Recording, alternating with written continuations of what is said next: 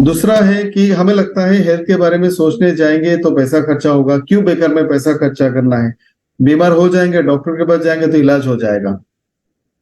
तो प्रिवेंशन हमारे समाज में लोग बिल्कुल नहीं मानते। प्रिवेंशन के बारे में लोगों को पता ही नहीं है और लोग सिर्फ बीमार होने के बाद इलाज के लिए जाते हैं। तो आज का सेशन जो है हम थोड़ा सा प्रिवेंशन पे पहले बात करेंगे। हालांकि कई दिन पहले हम लोगों ने इस टॉपिक पे थोड़ा सा बात किया था, तो मैं चाहूंगा आप सब लोग मेरे साथ थोड़ा सा इंटरेक्ट करना। एक दो सबसे खतरनाक कॉमन डिजीज को ले लेते हैं। एक है डायबिटीज, एक है हार्ट डिजीज, एक है कैंसर। और ये तीनों बीमारी नॉन कम्युनिकेबल डिजीज में आती है, यानी ऐसी बीमारी जो एक इंसान से दूसरे इंसान को कम्युनिकेट नहीं होता, ट्रांसमिट नहीं होता। और ये तीनों बीमारी इस वक्त दुनिया का सबसे ज्यादा खतरनाक बीमारियां हैं, killing disease in the world. और सबसे ज्यादा ये खतरनाक हमारे देश में है। ये दो तीन बीमारी जो भी है, डायबिटीज, हार्ट की बीमारी और कैंसर, इसका इलाज हम सबको पता है। कैंसर के लिए बहुत सारे इलाज है, हार्ट के लिए बहुत सारे इलाज है, और डायबिटीज के लिए इलाज है। लेकिन जिंदगी भर मेडिसिन पे रहना होगा, लाइफ को हमेशा कंट्रोल में रखना होगा और डॉक्टर के सारे जो उनके एडवाइसेस है आप उनको मान के चलना होगा। आप अपने मर्जी से खा पी नहीं सकते, चल नहीं सकते, यानी लाइफ इज रेस्ट्रिक्टेड। आप अपनी मर्जी से नहीं जी सकते। आप मीठा नहीं खा सकते, आप पार्टी नहीं कर सकते, आप बाइक नहीं चला सकते, आप भाग दौड़ नहीं कर सकते। तो अगर ट्रीटमेंट है तब भी रेस्ट्रिक्शन है और इस ट्रीटमेंट का कोई गारंटी नहीं है।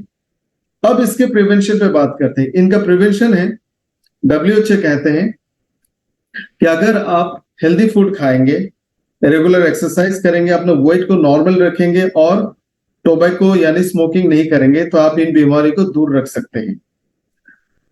तो आप मुझे सिर्फ सिंपल सा सवाल का जवाब देना, ट्रीटमेंट ज्यादा आसान लग रहा है या प्रिवेंशन इंपॉर्टेंट है? प्रिवेंशन आसान है, ट्रीटमेंट और प्रिवेंशन।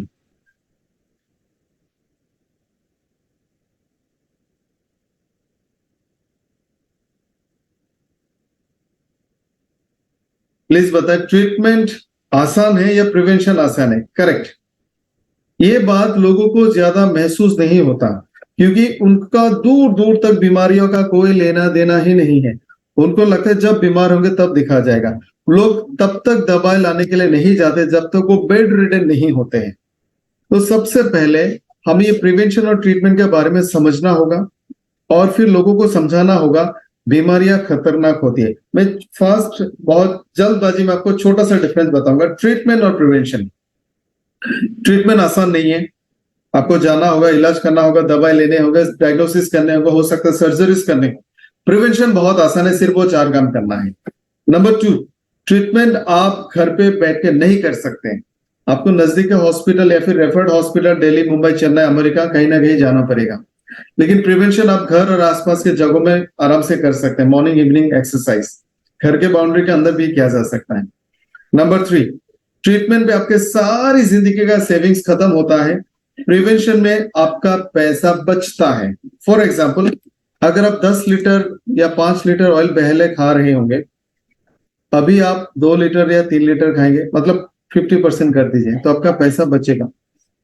अगर आप पहले बहुत ज्यादा बाहर का खाना, मिठाई वगैरह खा रहे होंगे, आप उसको कट डाउन करेंगे। पहला बहुत ज्यादा स्मोक, अल्कोहल, टोबैको ये सब यूज करते थे, अभी आप इसको कम कर देंगे, यानी आपका पैसा बचेगा। और जो पैसा लाइफ में लोग सेव करते हैं वो एक्चुअली कहाँ पे खर्च करता है? ट्रीटमेंट पे। तो ये सेविंग है और ट्रीटमेंट पूरे सेविंग का वेस्टेज है। नंबर 4 एंड मोस्ट इंपॉर्टेंट, किसी भी ट्रीटमेंट का गारंटी नहीं है। हालांकि WHO कहता है अगर ये 4 काम आप करेंगे तो ये गारंटीड है कि 90% लोगों को डायबिटीज नहीं होगा, करीब 80% लोगों को हार्ट डिजीज नहीं होंगे एंड अप्रोक्सीमेटली 40% लोगों को कैंसर नहीं होगा। तो आप मुझे बताइए, ट्रीटमेंट आपको आसान लग रहा है या प्रिवेंशन आसान लग रहा है? जाहिर है प्रिवेंशन आसान है, हर कोई कर सकता है, आसानी कर सकता है और एक बेहतर जिंदगी हम जी सकते हैं। तो लोग प्रिवेंशन की बात क्यों नहीं करते? लोगों को बीमारियों को रोकने के लिए उतनी उनमें वो एक्साइटमेंट या फिर वो जोश या फिर वो एक मोटिवेशन क्यों नहीं है कि हम बीमारी को दूर रखते हैं? इसके भी बहुत सारे रीजन हैं। एक तो आपकी आलसीपन दूर करना होगा, जल्दी उठना होगा, मॉर्निंग वॉक, इवनिंग वॉक करने होंगे। रात को जल्दी सोना होगा, फास्ट फूड जंक फूड नहीं खा सकते, यानी कुछ हमारे चाहते हैं, जो चीजें हमें पसंद है उसको हमें छोड़ना होगा। और ये मुश्किल है लेकिन किया जा सकता है। 2-3 महीना अगर आप ट्राई करोगे, कोशिश करेंगे तो आपका हैबिट बन जाएगा। लेकिन इससे भी बड़ी बात है कि लोग प्रिवेंशन की बात नहीं करते, वो है डर नहीं है। अगर आप डरे हैं तो आप सब कुछ कर सकते हो। जानबूझ के कोई भी इंसान बिना हेलमेट का गाड़ी बाइक तेज रफ्तार में नहीं चलाएगा, क्योंकि उनको एक्सीडेंट का डर है। आप जानबूझ के किसी भी बिल्डिंग के ऊपर से नहीं कूदोगे, क्योंकि आपको डर है आपका हाथ पैर टूट जाएंगे। आप जानबूझ के गंदा खाना, जो बासी खाना है, अगर वो खराब हो गया है आप नहीं खाओगे। आप जानबूझ के एक्सपायरी सामान यूज नहीं करोगे, क्योंकि हमें डर है हमारा नुकसान होगा। लेकिन लोगों को इस बात की डर बिल्कुल नहीं है कि कल को उनको कैंसर हो सकता है। लोगों को इस बात की बिल्कुल डर नहीं है कि कल को उनको डायबिटीज हो सकता है। लोगों के मन में डर बिल्कुल नहीं है, और ये डर हमें उनके मन में पैदा करना होगा। और दिस इज इंपॉर्टेंट। ऐसा नहीं है कि हम प्रोडक्ट बेचने के लिए कर रहे हैं, बट ये जरूरी है। टीवी में एड्स आते हैं, टोबैको के प्रोडक्ट में सामने एक बहुत बड़ा कैंसर का फोटो लगाया जाता है। ये सारी चीज लोगों के मन में डर पैदा करने के लिए है। और यहाँ में हम सब बहुत अच्छे से लोगों को बता सकते हैं कैंसर क्या है, डायबिटीज क्या है, हार्ट की प्रॉब्लम होने से क्या हो सकता है, और आप बहुत अच्छे से उनको प्रेजेंट करो। फॉर एग्जाम्पल, आपके सामने मैं एक कहानी बताता हूं। एक फैमिली में हस्बैंड वाइफ है। हस्बैंड प्रोफेसर है, वाइफ भी एक स्कूल की हेड टीचर है, और एक बेटी है उनका। यानी हस्बैंड एंड वाइफ मिला के the monthly income is more than 2 lakh, 2 lakh से ज्यादा कमाते हैं। उनके खुद के घर है। वाइफ को कैंसर होता है और बहुत सारा ट्रीटमेंट करते हैं। ट्रीटमेंट चलते जाता है और उनका तबीयत भी खराब होती जाती है। 5-6 साल जैसा वो कैंसर में सफर कर रही है, और इस दौरान वो लोग अपनी बेटी का परवरिश, उनका ध्यान ठीक से नहीं दे पा रहे हैं। उनके सारे सेविंग्स खत्म हो गए। उन्होंने हर तरह का इलाज कोशिश किया। हस्बैंड का भी कॉलेज जाना ठीक से नहीं हो पा रहा है। वाइफ ऑलरेडी लीव पे है, नींद नहीं है, घर का हालत बहुत खराब हो गया है। खिलाने पिलाने वाला कोई नहीं, कौन क्या खा रहा है, कहाँ है, सो रहा है, कुछ भी नहीं है। बस एक दुख भरी जिंदगी जीते हैं। सुबह उठते हैं और ये सोचते हैं कैसे ठीक होगा, अगर नहीं होगा तो क्या होगा। ये करते करते करीब ऐसा हो गया, उनका पूरा सेविंग्स खत्म, घर बिकने की कगार पे आ गई। और घर बेचने वाला था, और इतनी परेशानी में, इस भागदौड़ में, इलाज की आशा में उन्होंने हर कुछ ट्राई किया। ये तनाव भरी जिंदगी में एक दिन सडनली उनका डेथ होता है। यानी उन्होंने लाइफ में जो कुछ भी किया था झटके में खत्म हो गया। उस छोटी सी बेटी का फ्यूचर, मतलब क्योंकि 4-5 साल से माँ बाप ध्यान नहीं दे पाए, वो अपने एक्चुअल फैमिली से बहुत दूर में रहते थे। तो परिवार वाले, रिश्तेदार वाले रोज आके इनको सपोर्ट नहीं कर पाते थे। उनका वाइफ का डेथ हो गया, ये इंसान डिप्रेशन में आ गया। बेटी का पढ़ाई लिखाई परवरिश खराब हो गया, और ऐसा हो गया कि इनके लाइफ में मीनिंग नहीं रहा। ये जो मैंने कभी अभी कहानी आपको बताया है, ये एक्चुअली में एक रियल स्टोरी है आसाम के एक फैमिली का, जिनको मैं बहुत अच्छे से जानता हूं। आप जरा सोचो, ऐसे कितने सारे केसेस हमारे देश में ऑलमोस्ट हर गांव हर शहर में होता है। अगर उनको पता होता कैंसर हो सकता है, थोड़ा बहुत प्रिवेंशन किया होता, कर लिया होता, और हो सकता है उनको कैंसर ना होता। तो लोगों के मन में ना हमें ये थोड़ा सा अवेयरनेस, थोड़ा सा डर, थोड़ा सा इंफॉर्मेशन देना होगा। और ये काम आपसे बेहतर कोई नहीं कर सकता। डॉक्टर्स, हॉस्पिटल, गवर्नमेंट्स नहीं कर सकते, उनके पास टाइम नहीं, उनके पास स्कोप नहीं है। लेकिन हम लोगों के पास जाते हैं, उनको प्रोडक्ट्स देते हैं, उनको ये बताते हैं, तो आपके पास ये स्कोप है कि आप उनको ये बताएं। तो आज का जो सेशन है, कुछ ऐसे खतरनाक बीमारियों के बारे में हम लोग डिस्कस करेंगे, और उनको कैसे रोका जा सकता है, और हम कौन सा प्रोडक्ट दे सकते हैं, उसी के बारे में है। बीमारी को अगर रोकना है तो हमें एक हेल्दी लाइफस्टाइल जीना पड़ेगा, यानी एक ऐसी जिंदगी जो आपकी बॉडी को बीमारियों से रोकेगा। ऐसे कुछ गुड प्रैक्टिसेस, जैसे अगर आप बाइक को हमेशा बहुत हाई स्पीड में चलाओगे, एक्सेलेटर को बहुत ज्यादा दबा के चलाएंगे तो बाइक जल्दी खराब होगा। लेकिन अगर आपने उसको केयरफुली चलाया 60-70 की स्पीड में, आपका बाइक बहुत लंबा चलेगा। Same with car. यानी एक हेल्दी लाइफ को जीने के लिए आपको फिजिकली, मेंटली बैलेंस्ड और वेलबींग में रहना होगा। आपको कुछ ऐसे प्रैक्टिसेस करने होंगे जिससे आपका हेल्थ, आपका स्टेट ऑफ माइंड, आपका फिजिकल हेल्थ अच्छा रहे, और ऐसे में आपका बॉडी हमेशा बीमारियों से दूर रहेगा। लेकिन प्रॉब्लम ये है, ये जो लिस्ट में 8-10 चीजें हैं, हम इनसे छुटकारा पाना चाहते तो हैं लेकिन कर नहीं पाते। तो सबसे पहले हमें सोचना होगा, समझना होगा कि प्रॉब्लम कहाँ पे है। सबसे पहला ही प्रॉब्लम हम सबका है, खास करके शहर के लोगों का, सेडेंटरी लाइफस्टाइल। और ऐसा नहीं है कि हम सेडेंटरी लाइफस्टाइल को दूर नहीं कर सकते।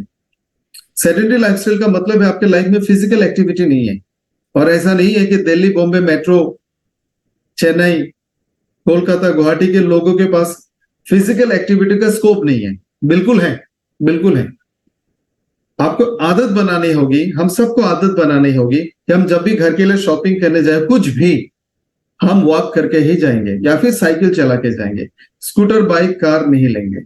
नंबर 2, सुबह जल्दी उठेंगे। अगर आसपास में एक्सरसाइज करने के लिए, वॉक करने के लिए एरियाज है, पार्क है, वहां जाएंगे। नहीं तो आसपास में जो सड़क है उसी पे चलेंगे फैमिली के साथ। जितना हो सके आप छोटे मोटे डिस्टेंस पे जाने के लिए कोई भी बाइक, स्कूटर का इस्तेमाल ना करें। घर में जितने सारे लोग हैं, दोस्तों आपको मैं बताना चाहूंगा, आप सब लोग ध्यान से सुनना और समझना। जो हमारे घर की महिला है, ज्यादातर घरों में जो लेडीज है, जो हाउस वाइफ है, वो सुबह से लेकर रात तक नॉन स्टॉप घर को संभालते हैं, हम सबको संभालते हैं, हम सबके सारे काम करते हैं। ऐसे में आप सोचो, अगर हम लोगों ने अपने 2-4 कपड़े खुद धोए, अपने रूम को खुद ब्रूम किया, अपने बेड खुद बनाए, खुद की 1 कप चाय बना के पिए, उनको बहुत अच्छा लगेगा, उनके लिए थोड़ा सा राहत होगा और हमारा थोड़ा बहुत फिजिकल एक्टिविटी होगा। ये हम बिल्कुल कर सकते हैं और बहुत सारे लोग करते भी हैं। अब कभी आपके पास टाइम है, आप उनके 1-2 कामों में मदद करो।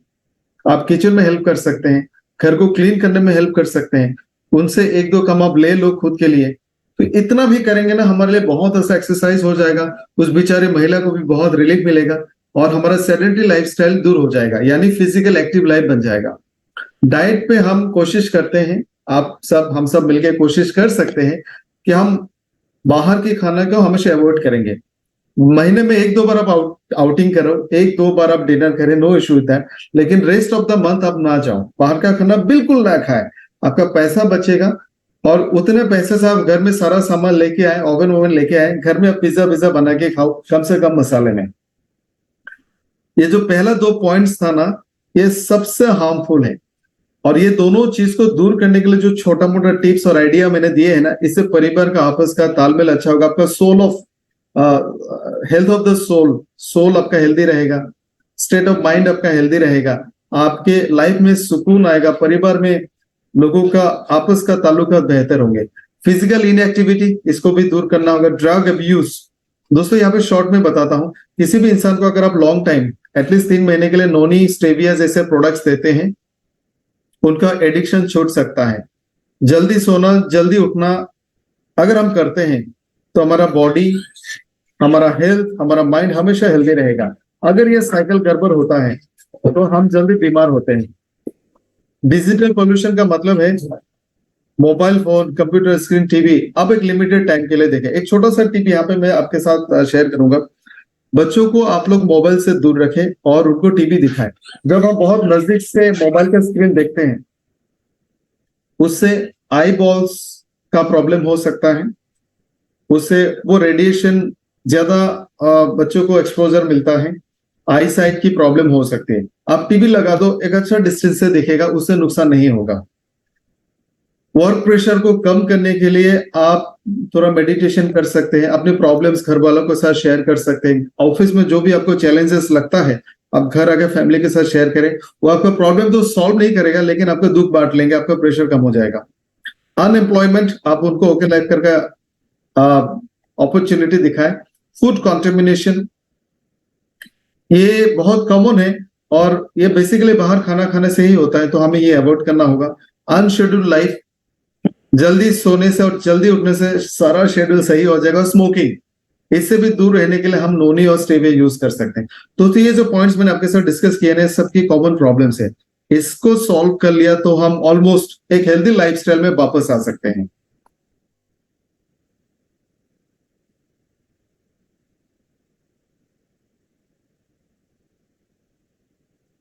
कुछ बीमारियां ऐसी हैं जो काफी टाइम से लोगों को होती रहती हैं, पूरी बीमारी, और ये जो अनहेल्दी लाइफस्टाइल है इसी के कारण ये बीमारियां होती रहती। तो एक बहुत बड़ा चैलेंज जो हमारे लाइफ में आज के जमाने में है, हेल्दी फूड हमारे पास नहीं है। उसका कारण है हर खाना प्रिजर्व्ड है, एडल्ट्रेशन है, उसमें केमिकल, प्रिजर्वेटिव्स, कलर्स, कुछ ना कुछ एडेड होता है। कुकिंग प्रोसेस सही नहीं है, एक्सेसिव हीट, एक्सेसिव फ्राइंग, इससे भी खाने में मौजूद न्यूट्रिशन खराब हो जाता है। जो तेल उसमें यूज होता है वो भी बहुत पुअर क्वालिटी का ऑयल होता है। एग्रीकल्चर प्रोसेस में बहुत सारे चेंजेस आ गया, हम लोग हाइब्रिड स्पेशीज को यूज करते हैं, जिसके कारण भी न्यूट्रिशनस वैल्यू कम हो गया है। खाने का जो प्लेट हमारा कभी बैलेंस नहीं होता, हम इक्वल अमाउंट का प्रोटीन, वेजिटेबल्स, फ्रूट्स, सलाड्स नहीं लेते। Non seasonal food, seasonal food का जो बैलेंस होना चाहिए, हम सीजनल फूड नहीं लेते, नॉन सीजनल ज्यादा लेते हैं। फूड कॉन्टामिनेशन, वाटर का कॉन्टामिनेटेड सोर्स, ये सारे कारण से हमारा food, healthy food, nutritious food बिल्कुल अवेलेबल नहीं है। इसके अलावा आपको एक लिस्ट दिखेगा यहाँ पे। पहला रीजन देखो, smoking, excessive alcohol, obesity, unhealthy diet, physical inactivity, excessive intake of saturated fat, ये सारा कारण है कि हमारे देश में लोगों को हार्ट की बीमारियां ज्यादा हो रही है। आप सब एग्री करते हैं? नोनी और stevia, unhealthy diet, overweight, unfavourable environmental factors, auto immune disorders, इसके कारण डायबिटीज हो रही है। Processed food, sedentary lifestyle, medicine, stress के कारण ओबेसिटी हो रही है। Being unhappy, heavy workload, life stress, fear, इससे स्ट्रेस हो रहा है। बैक्टीरिया इन food, infection, stress, certain medication से डाइजेस्टिव डिसऑर्डर हो रहा है। Unhealthy diet, physical inactivity, stress, smoking और ओबेसिटी से मेटाबॉलिक सिंड्रोम्स हो रहे, जैसे थायराइड, ओबेसिटी, लिवर प्रॉब्लम्स। ये जितने भी रीजंस यहाँ पे आपको दिख रहा है, ये कॉमन रीजन है। अच्छी बात यह है कि ये सारे अवॉइडेबल है। दुख की बात यह है लोगों को या तो पता नहीं है या फिर लोग नहीं करते हैं। तो हम सबके ऊपर में एक रिस्पॉन्सिबिलिटी है कि हम लोगों को ये अवेयरनेस दें, लोगों को बताएं एक बेहतरीन जिंदगी आसानी से कैसे जिया जा सकता है और मेडिकल कॉस्ट को आप मिनिमम कैसे लेके आ सकते हैं। तो दोस्तों, आप जब भी लोगों से बात करो, ये जो एक थ्योरी है, एक एजेंडा है, एक जो कॉन्सेप्ट है, अवेयरनेस है, आप जरूर लोगों के साथ शेयर करें। फूड एंड न्यूट्रिशन के बारे में आपको लोगों को एहसास दिलाना होगा, उनके खाने में क्या शॉर्टेज है, उनके खाने में क्या कमी है। आपके स्क्रीन में दिख रहा होगा, ये सारे चीज हमें रोज चाहिए। Carbohydrate, fibres, protein, fat, vitamin, mineral, और ये अगर सारे हमें चाहिए, आपको बताना होगा कि आपके खाने में कम से कम अलग अलग 3-4 सब्जियां हो, ग्रीन लीव्स हो, सलाद हो, वो भी 2-4 अलग अलग सब्जियों का, थोड़ा बहुत 2-3 टाइप का फ्रूट्स हो, हेल्दी प्रोटीन हो, फाइबर्स हो, होल ग्रेन हो, यानी पॉलिश्ड कुछ भी ना हो, एक्सेस अमाउंट ऑफ वाटर हो। मिनिमम ये सारा सामान अगर हम लेते हैं, ये कंप्लीट और बैलेंस फूड है। लेकिन ये अक्सर लोग नहीं लेते क्योंकि हमें पता ही नहीं है, हम सिर्फ टेस्ट के लिए लेते हैं, कभी भी हम लोगों ने न्यूट्रिशन के लिए नहीं लिया। और उसके कारण क्या होता है, ये जो आपके स्क्रीन में है, बीएमआई बढ़ जाता है, ओबेसिटी, कोलेस्ट्रॉल, स्ट्रेस, इम्यूनिटी गड़बड़ हो जाता है, बायोलॉजिकल क्लॉक गड़बड़, यानी हम लोग ब्रेकफास्ट करते हैं लंच पे, लंच करते डिनर पे, डिनर करते हैं मिडनाइट पे, सोते हैं लेट, उठते हैं दोपहर को। इस सारे चीजों से हमारा बायोलॉजिकल क्लॉक बिल्कुल बिगड़ गया, मतलब उल्टा हो गया। प्योर रिफाइंड खाने से हमारे बॉडी को बहुत नुकसान होता है। प्रोटीन का डेफिशिएंसी हर इंडियंस में देखने को मिलता है। इंटरमीडिएट फास्टिंग नहीं कर रहे हैं, बल्कि हम लोग जब फास्टिंग करते हैं तो बहुत लंबा फास्टिंग करते हैं।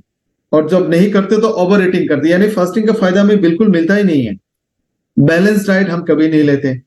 तो ये सारे चीज गड़बड़ है और इसको थोड़ा सा करेक्ट हमें करना होगा। सोल्यूशन आपके हाथ में है, हमने डिस्कस किए हैं already. Physical activity, proper rest, adequate nutrition और टोबैको को और स्मोकिंग को अवॉइड करना है और अपने वेट को बैलेंस करना है। न्यूट्रोसिटिकल्स यहाँ में बहुत इंपॉर्टेंट रोल प्ले करते हैं। 4 चीजों का आप हमेशा याद रखना, 4 पॉइंट्स। ये 4 चीजों के बारे में आप सबको बताना, जितने भी लोग आपको जिंदगी में मिलेंगे, जहां भी मिलेंगे, जैसे भी मिलेंगे, आप उनको 4 चीजें जरूर सिखाओ। हेल्दी फूड यानी balance nutrition food, normal weight, regular exercise, no smoking. इसमें से दूसरा, तीसरा, चौथा काम किया जा सकता है, पहला काम नहीं हो सकता है। हेल्दी फूड आपको बिल्कुल नहीं मिलता है आज की मार्केट में। आप किसी भी शहर में जाओ, किसी भी गांव में जाओ, आपको सारा खाना हेल्दी कभी नहीं मिलेगा। एडल्ट्रेटेड फूड आपको हर गांव में भी मिलेगा। आप सारा कुछ खेती भी नहीं कर सकते। आधी से ज्यादा चीज बाहर से आता है, and that is refined, purified, preserve and adulterated. ऐसे में हमें न्यूट्रिशन तो नहीं मिलता है। आपने एप्पल लेके आया मार्केट से, आपको बहुत सारा आयरन मिलना था, विटामिन मिलना था, आपको नहीं मिलेगा, क्योंकि बहुत सारे कारणों से इसका न्यूट्रिशन लॉस हो गया। और उल्टा आपको उसमें केमिकल्स मिलेंगे, आपको उसमें प्रिजर्वेटिव्स मिलेंगे, खतरनाक हार्मफुल हॉर्मोन्स, इंजेक्शंस, कलर्स मिलेंगे, जिससे आप बीमार होंगे। यानी जो फ्रूट्स एंड वेजिटेबल्स हमें फायदा होना था वो बिल्कुल नहीं हो रहा है, उल्टा हमें नुकसान हो रहा है। तो ऐसे में जो न्यूट्रिशनल गैप हो गया कि आपने फ्रूट्स वेजिटेबल्स तो लिए थे लेकिन आपको विटामिन मिनरल्स नहीं मिला, ये गैप आप कैसे पूरा करोगे? आपको न्यूट्रोसिटिकल्स लेने होंगे। न्यूट्रोसिटिकल्स का मतलब है नेचुरल फ्रूट्स एंड वेजिटेबल्स से आप जूस निकाल के उसको कैप्सूल में डाल दो, या फिर उसके एक्सट्रैक्ट आप टैबलेट कैप्सूल बना दो, और वो आपको नेचुरली विटामिन और मिनरल्स देंगे। आप इतना सब्जी लेके घूम तो नहीं सकते, उसके एक्सट्रैक्ट निकाल के आप कैप्सूल बनाओ, ताकि एक दिन का पूरा विटामिन और मिनरल आपको कंप्लीट मिल जाए। इससे क्या होगा? न्यूट्रिशनल गैप कम हो जाएगा, तो आपका ओवरऑल हेल्थ अच्छा रहेगा, बीमारियां दूर रहेंगी, नॉन कम्युनिकेबल डिजीज को आप कंट्रोल कर सकते हैं, और इन विटामिन और मिनरल्स की एब्सेंस में कैंसर जैसा खतरनाक स्थितियां पैदा होती है, उसको भी आप कंट्रोल कर सकते हो। न्यूट्रोसिटिकल से आपको हर तरह का न्यूट्रिशन डेफिशिएंसी खत्म हो जाएगा। विटामिन की कमी है, खत्म हो सकता है, मिनरल डेफिशिएंसी खत्म हो सकता है, प्रोटीन डेफिशिएंसी को भी आप खत्म कर सकते हो। आपके लाइफस्टाइल की गड़बड़ी से होने वाले बीमारी को आप कंट्रोल कर सकते हो। ओवरऑल हेल्थ आपका अच्छा रहेगा, आपका एनर्जी लेवल हमेशा हाई रहेगा, मेंटल वेलनेस आपका बेहतर होगा, आप फिजिकली मेंटली आप हेल्दी रहोगे, आपके स्ट्रेस, एंजाइटी, टेंशन कम हो जाएगा, आपकी नींद बहुत अच्छी होगी। क्रॉनिक डिसऑर्डर्स जो जैसे बहुत पुराना जॉइंट पेन है, स्ट्रेस है, आपको डिप्रेशन है, आपको हार्ट की कोई प्रॉब्लम है, ये सारा कुछ कम हो सकता है। आप जल्दी बूढ़े नहीं होंगे, आपका लाइफ एक्सपेक्टेंसी बढ़ जाएगा, और बॉडी के सारे फंक्शंस बेहतर होंगे। ये वाला स्लाइड बहुत इंपॉर्टेंट है दोस्तों। अब मैं आपको 2-3 ऐसे इंपॉर्टेंट चीजें बताऊंगा जो आप प्लीज याद रखना और लोगों के साथ शेयर करना। आपको पता है कि जब हमें एंटीबायोटिक्स दिए जाते हैं, कम से कम कितने दिनों के लिए दिए जाते हैं? आप लोग प्लीज थोड़ा फटाफट रिप्लाई करें, we are running short of time.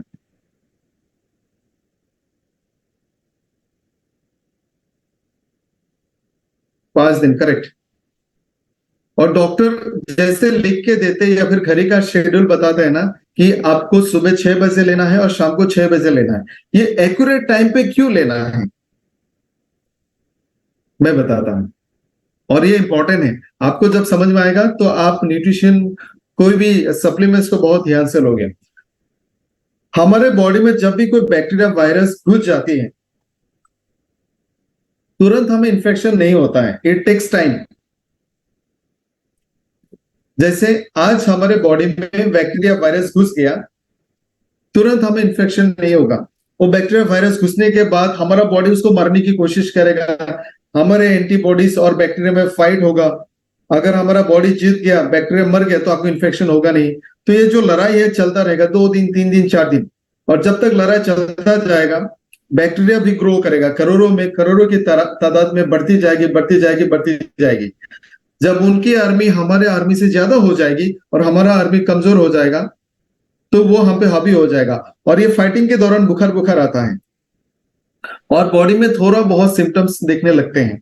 यानी 2 3 4 दिन तक जब बैक्टीरिया ग्रो करती है तब तक हमारे बॉडी में सिम्टम्स नहीं दिखते, और एक बार हमारी आर्मी हार गई तो हमारे बॉडी में सारे सिम्टम्स दिखेंगे। अब इन बैक्टीरिया को मारने के लिए हम दवाई लेते हैं, एंटीबायोटिक्स। मैंने पहला दवाई 6 बजे ले लिया, 500 mg कैप्सूल ले लिया, और मेरे पूरे बॉडी में जितना बैक्टीरिया है उसको मारने के लिए वो एंटीबायोटिक ब्लड में कम से कम 400 मिलीग्राम होना चाहिए। मैंने दवाई लिया 6 बजे, ये दवाई एब्जॉर्ब होगा, डाइजेस्ट होगा, एब्जॉर्ब होगा, ब्लड में जाएगा, और ब्लड में जाते जाते इसको करीब 1 घंटा टाइम लग सकता है, आधे घंटे से 1 घंटा। तो 500 मिलीग्राम का टैबलेट मैंने लिया, 400 मिलीग्राम मेरे ब्लड में पहुंच गया, और पूरे बॉडी में जितने बैक्टीरिया है उसको मारने के लिए कम से कम 400 मिलीग्राम तो चाहिए। और जितना बड़ा बॉडी होगा उतने ज्यादा बैक्टीरिया होंगे, क्योंकि वो और पूरा फैल जाएगा, उतना ज्यादा एंटीबायोटिक चाहिए। तो ब्लड में 400 मिलीग्राम का मेडिसिन 1 घंटा में पहुंच गया, और ये मेडिसिन ब्लड में अगले 8 घंटा तक रहेगा। उसके बाद ये धीरे धीरे धीरे धीरे बॉडी से बाहर चला जाएगा। यानी 8 घंटा से पहले मेरे ब्लड में दोबारा से 400 मिलीग्राम एंटीबायोटिक आना पड़ेगा, नहीं तो वो कॉन्सेंट्रेशन नीचे चला जाएगा, तो बैक्टीरिया फिर से जिंदा होना प्रोड्यूस होना शुरू करेगा, बैक्टीरिया खत्म नहीं होगा। ये जो प्रोसेस है चलता रहता है। पहला दिन आपने 10% बैक्टीरिया को मार दिया, दोबारा से बैक्टीरिया ने बच्चे पैदा किए। तो ये जो मारने का और बैक्टीरिया का रिप्रोड्यूस होने का प्रोसेस चलते चलते चलते चलते 5 दिन तक 6 दिन तक चलता जाएगा, तब बैक्टीरिया खत्म होगा। तो पहला जो 2 3 दिन है हम ज्यादा मेडिसिन डाल के पूरे बैक्टीरिया को मारने की कोशिश करते हैं, उसको बोलते हैं लोडिंग फेज। लोडिंग फेज में एक और पॉइंट आता है कि आपको पहले ज्यादा मात्रा में मेडिसिन देने होंगे ताकि ब्लड में एक अच्छा कॉन्सेंट्रेशन मेंटेन हो। 400 ग्राम पाने के लिए मैंने पहले 800 ग्राम दे दिया शुरू के 2 3 दिन में, ताकि एटलीस्ट 500 ग्राम हमेशा ब्लड में रहे, और बस उसके बाद आप धीरे धीरे उस कॉन्सेंट्रेशन को मेंटेन करो। उसी तरह से हमारे बॉडी में न्यूट्रिशन को लोड करने के लिए कम से कम 30 दिन चाहिए। आपका बॉडी पिछले इतने दिनों से न्यूट्रिशन डेफिशिएंसी में चल रहा था, और बॉडी ने अपने आप को उसी तरह से एडजस्ट करके बदल दिया फंक्शनिंग। जैसे अगर आयरन की कमी होगी, बॉडी अपने मसल को खाना शुरू करेगा और वहां से आयरन निकालेगा। तो बॉडी को पता चलने में ही 10-15 दिन लगेगा कि आपने आयरन देना शुरू किया, तो अपने मसल को खाना बंद करेगा। तो ये जो लोडिंग फेज है, बॉडी के न्यूट्रिशन डेफिशिएंसी के कारण जो बॉडी के फंक्शंस बदल गए हैं, इसको एहसास दिलाने के लिए 1 महीना चाहिए एटलीस्ट। ये है लोडिंग फेज। बॉडी को पता चल गया न्यूट्रिशन आ रहा है, अपने फंक्शन को दोबारा से न्यूट्रलाइज और नॉर्मल पे लेके आओ। जब ये पता चलेगा, आप बस न्यूट्रिशन को मेंटेन करो अगले 1 महीने तक। उसके बाद 1 महीना आप न्यूट्रिशन को जारी रखें और फिर आप स्टॉप कर सकते हैं। तो ये है लोडिंग फेज, मेंटेनेंस फेज और विड्रॉल फेज। तो लोग आपसे पूछेंगे ना 3 महीना क्यों खाना होता है, तो आप बताओ ये रीजन है। लोड होना पड़ेगा, न्यूट्रिशन को मेंटेन करना होगा और उसके बाद ही आप इसको निकाल सकते हैं। तो अभी आप आई बिलीव आप हर कोई बता सकते हैं कि हमें 3-4 महीने के लिए क्यों देना होता है, राइट?